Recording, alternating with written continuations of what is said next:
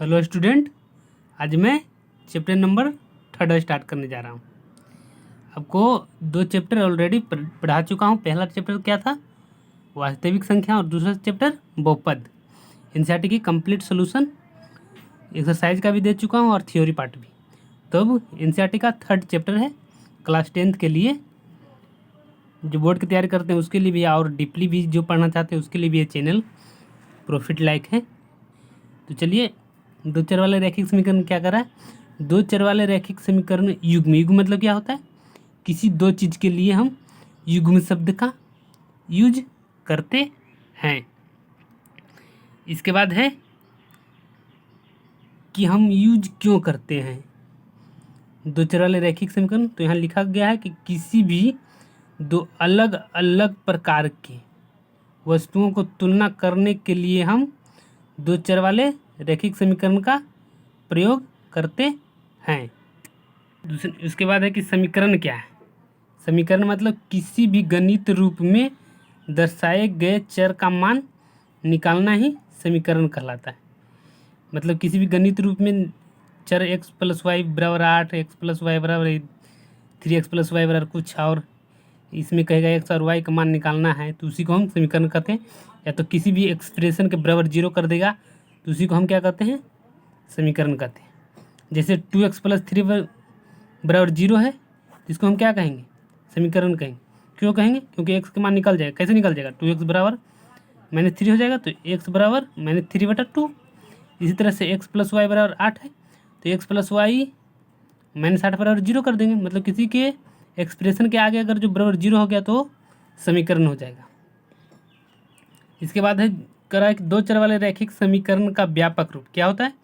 ax + by + c।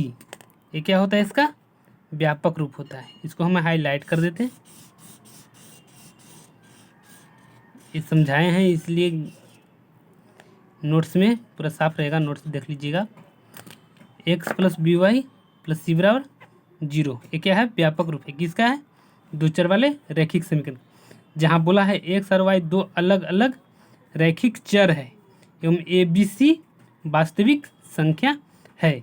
ABCD के last वाला अक्षर अगर जो कंपेयर किया जाए, a दे दिया और XY दे दिया, कहेगा कि a चर है, ये XY चर है, तो आगे वाला अक्षर जो यानी कि आगे वाला लेटर जो होगा वो लास्ट वाले लेटर की तुलना में अचर हो जाएगा।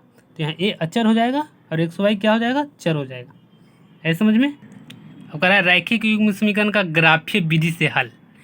मतलब समीकरण दिया हुआ रहेगा, उसको ग्राफ से हम हल करेंगे। तो अगर जो 2 को दिया है समीकरण, तो 2 रेखा होगा, तो दोनों रेखा एक दूसरे पर काटेगा तो वहाँ हल निकलेगा। अगर जो नहीं काटेगा तो हल नहीं निकलेगा।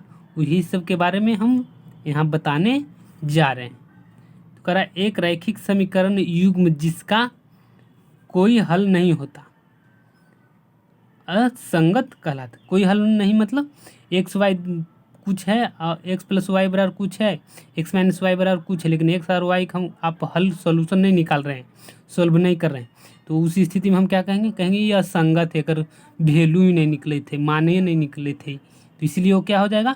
असंगत हो जाएगा। इसके बाद क्या करा है? इसके बाद दूसरा पॉइंट है।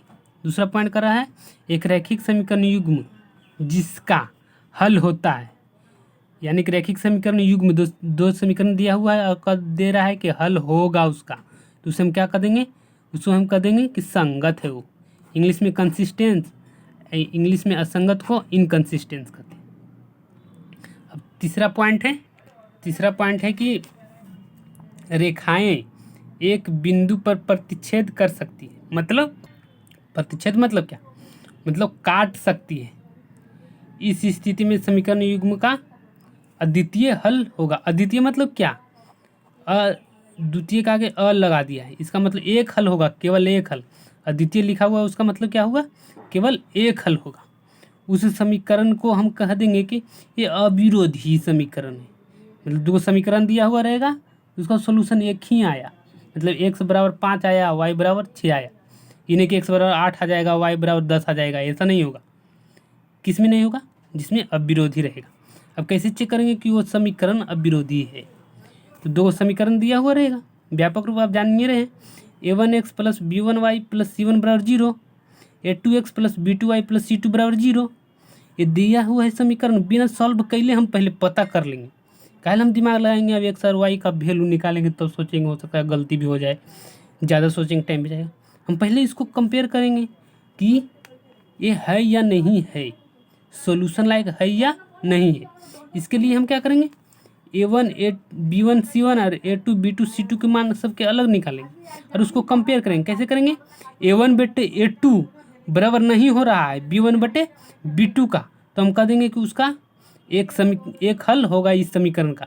अगर जो बराबर हो जाएगा तो हम कहेंगे कि नहीं इसका एक हल नहीं होगा। चलिए कैसे करेंगे, इसका सॉल्यूशन भी एक देख लेते हैं एक उदाहरण से द्वारा। तो उदाहरण x प्लस 3y बराबर 6, 2x माइनस 3y बराबर 12 है ना। तो इसमें हम पहले काहे चेक करेंगे एक्स वाई के वैल्यू, दिमाग लगाएं और निकालें। पहले कम जो कहा उस सूत्र से हम निकालते हैं। तो a1 बराबर 1 है, x क्या कुछ नहीं तो 1 है ना, b1 बराबर 3 और c1 बराबर -6। कैसे, इसको ऐसे में लिखेंगे और इसको ऐसे में लिखेंगे। इसके बाद मतलब 6 इधर चल गया, 12 इधर चल गया, तो बराबर 0 हो गया ना, समीकरण बन गया ना।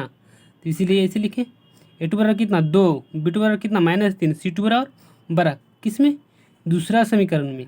पहला समीकरण के लिए ई और दूसरा समीकरण के लिए ए, है समझ में। तो a1 बटे a2 बराबर कितना आएगा, a1 बटे a2 मतलब a1 भागा a2, तो 1/2 आया। b1 बटे b2 तो 3 भागा -3, भागा देने पर कितना आया, -1 आया ना। इसको 1/2 आया, इसको -1 आया, बराबर हो रहा है 1/2 -1 का बराबर है नहीं ना है। तो a1 बटे a2 बराबर नहीं है b1 बटे b2 नहीं है, तो हम सीधे कर देंगे क्या है, इसका एक ही हल होगा। इस समीकरण का क्या है, एक ही हल होगा, तो अविरोधी समीकरण है समझ में। अब दूसरा चल, तो दूसरा स्थिति है कि रेखाएं समानांतर हो सकती है। इस स्थिति में समीकरण को कोई हल नहीं होता, मतलब दो समीकरण रहेगा, उसको अगर जो ग्राफ पे दिखाएंगे तो समानांतर किसको कहते हैं, ए और ए समानांतर है समझ में।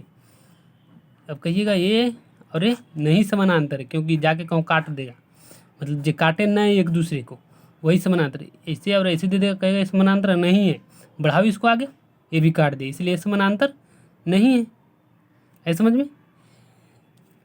मतलब दो समीकरण समानांतर कब होगा, जब समानांतर होगा तो उसका हल होगा, कोई हल नहीं होगा, कोई हल नहीं होगा तो समानांतर है।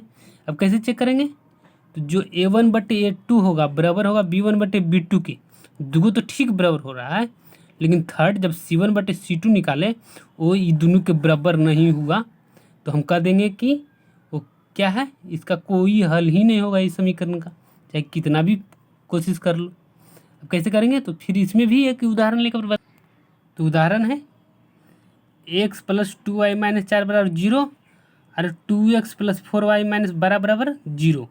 दो समीकरण है ना। तो a1 कितना है इसमें 1 है, b1 कितना है 2 है, c1 कितना है -4 है, a2 कितना है 2 है, b2 कितना है 4 है और c2 कितना है -12 है।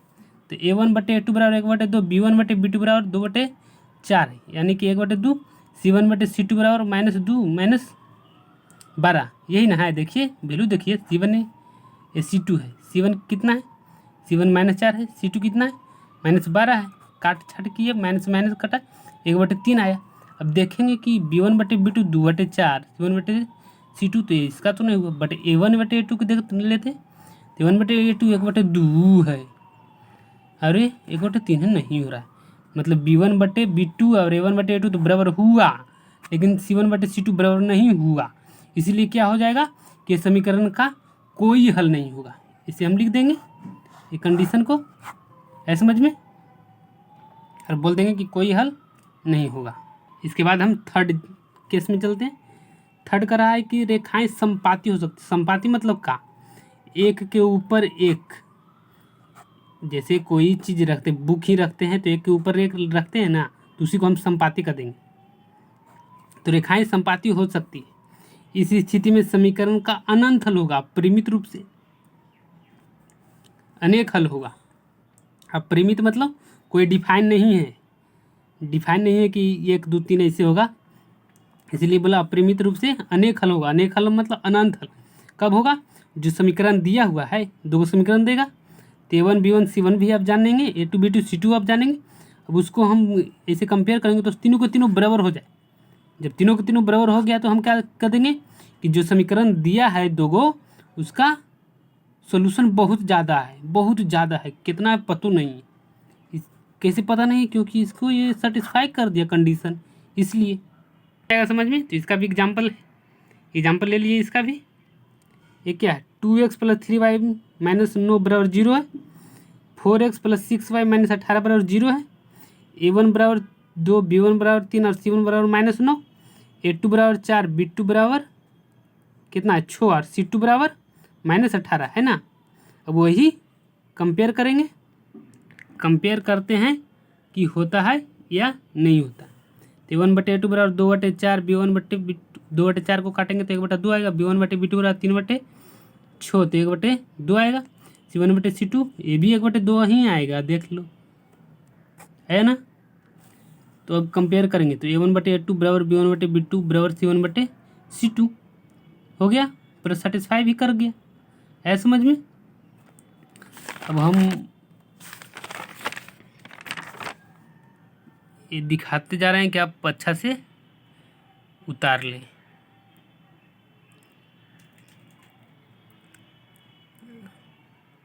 अब अपने कॉपी में स्वयं उतारते जाइए, मतलब लिखते जाइए, एकदम ठेठ भाषा में तो बोल रहे हैं, उतारते जाइए। हमारा कोशिश है कि कितना ठेठ बोलें कि आप लोग समझें।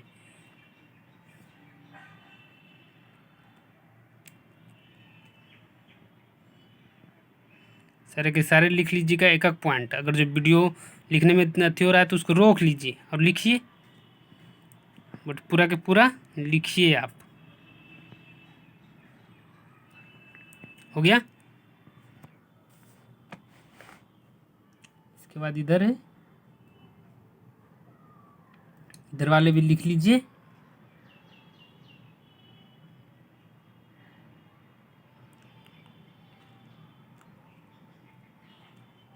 पूरा के पूरा लिखिए।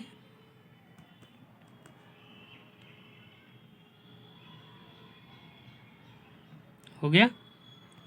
Thank you for watching.